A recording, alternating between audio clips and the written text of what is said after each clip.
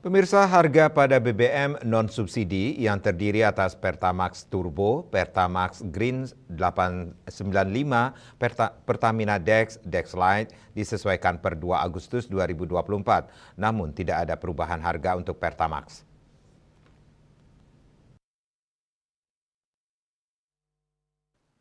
PJS Corporate Secretary Pertamina Patraniaga Happy Wulansari dikutip dari kantor Berita Antara, Jumat 2 Agustus mengatakan, mengacu pada rata-rata harga minyak dunia, Pertamina Patraniaga telah mengevaluasi ulang dan melakukan penyesuaian harga untuk Pertamax Green RON 95, Pertamax Turbo RON 98, serta BBM non-subsidi untuk kendaraan diesel yaitu Dex Lite dan Pertamina Dex yang berlaku per 2 Agustus 2024.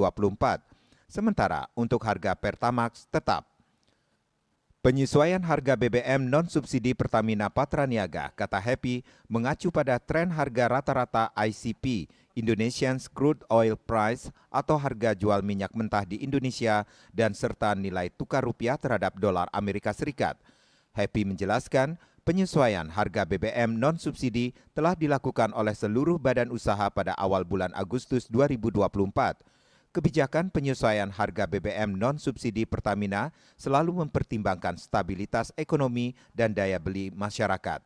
Oleh karena itu, meskipun tren ICP mengalami kenaikan sejak akhir trimester pertama, harga BBM non-subsidi Pertamina Patraniaga tidak mengalami perubahan sejak Maret 2024. Dengan penyesuaian di awal Agustus ini, maka untuk wilayah DKI Jakarta, Pertamax tetap di harga Rp12.950 per liter, Pertamax Green disesuaikan jadi Rp15.000 dari sebelumnya Rp13.900 per liter.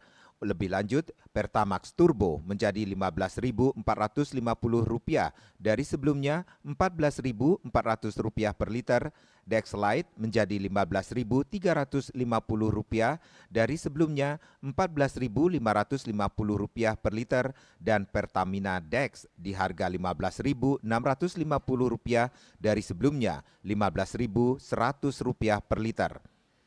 Happy menjelaskan bahwa harga tersebut berlaku untuk provinsi dengan besaran pajak bahan bakar kendaraan bermotor PBBKB sebesar 5% seperti di wilayah DKI Jakarta. Bali Pos melaporkan.